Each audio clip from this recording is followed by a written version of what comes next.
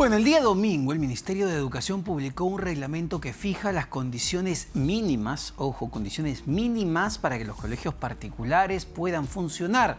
¿De qué se trata? ¿Cuántos colegios podrían cerrar? ¿A cuánto, por ejemplo, ascienden las multas si se incumple este reglamento? Todo esto se lo contamos en el siguiente informe.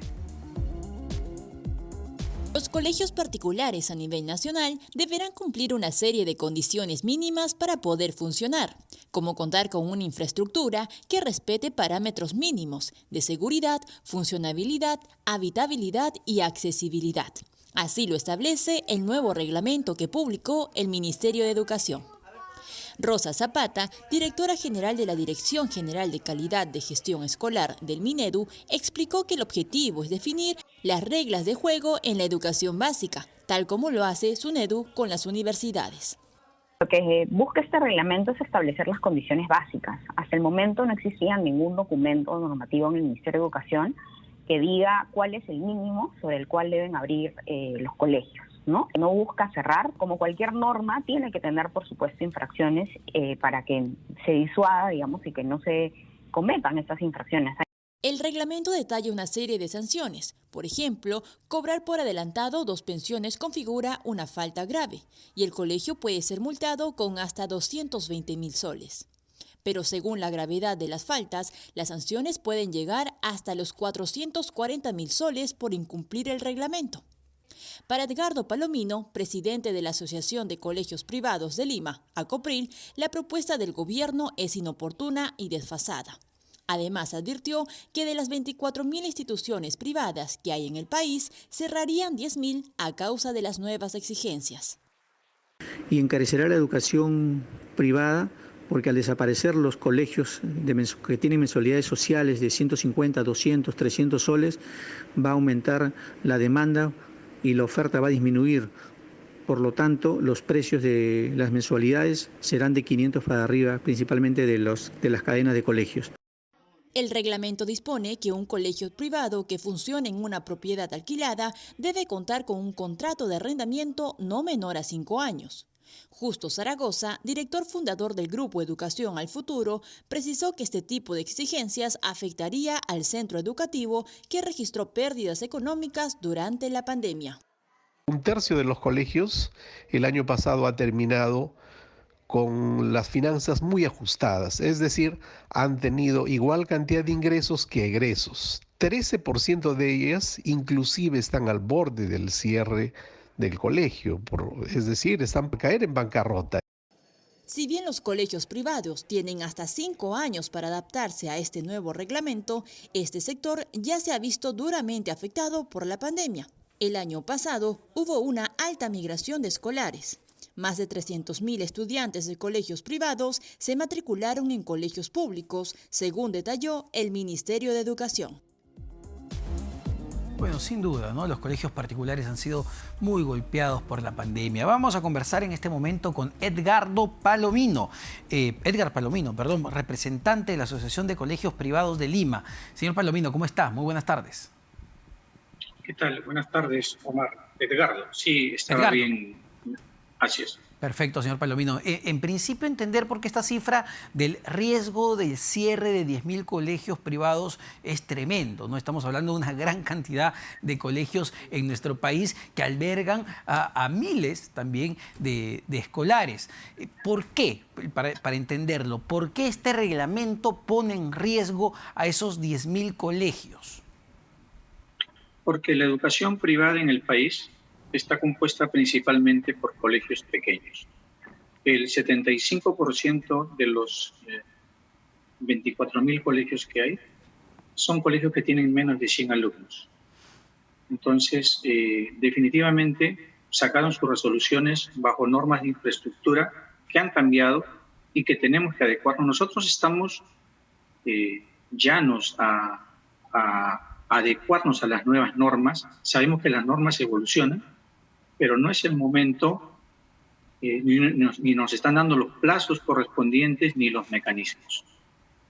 A ver, vamos por partes. Por ejemplo, en el tema de infraestructura, que imagino que puede ser lo más complejo para un colegio, para un promotor de la educación privada, porque implica mayor inversión. ¿Qué se pide en específico? ¿Se piden locales mucho más grandes? ¿Se obliga o se estaría obligando a los promotores, a los empresarios de este segmento a invertir mucho más? ¿Es eso lo que se está pidiendo con este reglamento? Claro, definitivamente. Las áreas han cambiado, los aforos también. Entonces, para tener colegios necesitamos áreas más grandes, ¿no? Se necesita una inversión mayor. O sea, definitivamente no podríamos adecuarnos a la nueva normatividad sin hacer una inversión fuerte, ¿no? Pero el tema no es ese. El tema fundamentalmente es que caemos en el juego del Ministerio de Educación de discutir un contexto de presencialidad. Si estamos en educación virtual, deberíamos estar hablando de virtualidad. O sea, estamos cayendo en una situación que no viene al caso.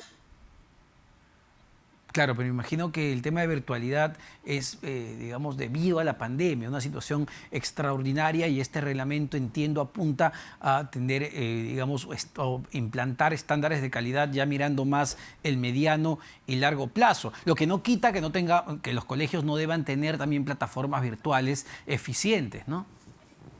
Y que estamos hablando de infraestructura física en un contexto en el que deberíamos estar hablando de infraestructura tecnológica, en la que deberíamos estar hablando de la pedagogía a través de la cual va a llegar la educación virtual. De acuerdo a la realidad del Perú, ¿no?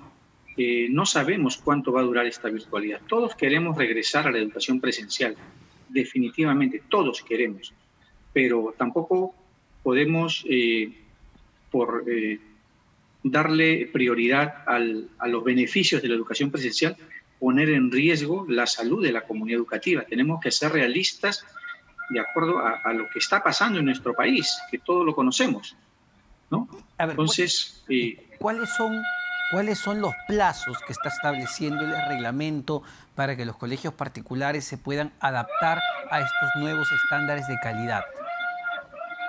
3 años, y si es que si el Ministerio cree conveniente alargarlo por 2 años más, 2 años, pero 2 años más que vendrían a ser 5. 5 años. Pero hay algo, por ejemplo, bajo el contexto actual, aunque nos den 20 años, no podríamos adecuarnos. Existe una ley que promueve la morosidad, ¿no? En la cual los colegios privados tienen que seguir dando el servicio educativo, aún así no les paguen las mensualidades, y no podemos hacer nada, no estamos protegidos. Bajo esas reglas de juego, no podríamos adecuarnos. O sea, si el reglamento, digo que es desfasado, porque lo que nosotros propusimos desde un inicio fue que cambie la ley, ¿no? No le ha permitido reglamentar la educación virtual a este reglamento, porque en la ley, que es la madre, no existe la educación virtual, ¿no? Entonces, desde ahí nos damos cuenta que es una ley desfasada desde el año 1995, que está siendo reglamentada y que tiene pues sus parámetros insalvables, ¿no?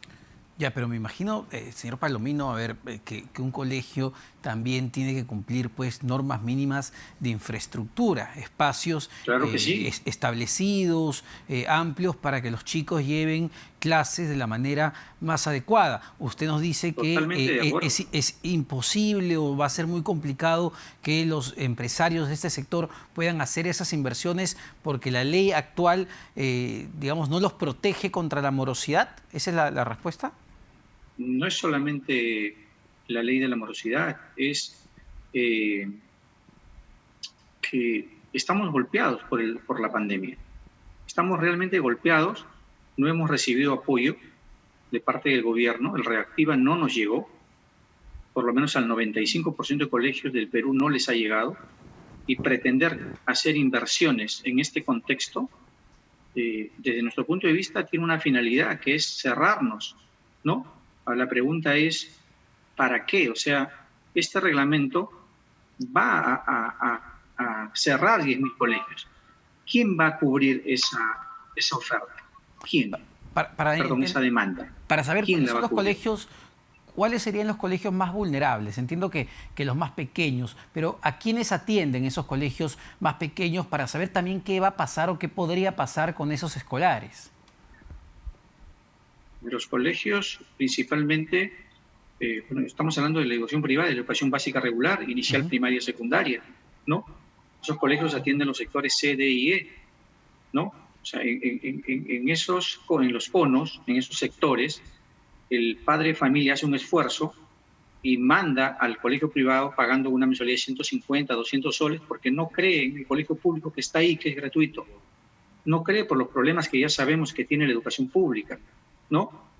Entonces, ya no lo va a poder hacer. Entonces, ¿qué va a pasar con ese padre de familia? ¿Va a tener que ir a la escuela pública con todos sus problemas que tiene o va a tener que ir a un colegio de 500 soles para arriba? Por eso que decimos que va a encarecer la educación privada. Se le está quitando la oportunidad al padre de familia que le paga mensualidades de 200, 250 soles para que su hijo lleve una educación de calidad. Ahora, sin embargo, señor Palomino, 5 años parece ser un tiempo bastante razonable para adaptarse a estas normas. Ustedes, para cerrar, ¿ustedes han podido conversar con los voceros representantes del Minedu para abordar este tema y quizá un acompañamiento en la mejora de la calidad? Porque también ustedes cumplen un rol, es verdad, importante en ese segmento de la población. Hace una semana se tuvo una reunión con el ministro de Educación y se mencionó de que se iba a ver las observaciones y se iba a publicar posteriormente. Este reglamento ha sido publicado de manera apresurada, tan es así inclusive que tiene la firma del ministro Benavides, ¿no? Bueno, entonces... Esperemos que se puedan llegar a acuerdos y a consensos. Entendemos que hay pues un nivel de afectación que es clarísimo, porque hay mayores exigencias evidentemente, pero lo importante es que se converse y no se afecte a los escolares, que son los más importantes. Muchas gracias, señor Edgardo Palomino, representante justamente de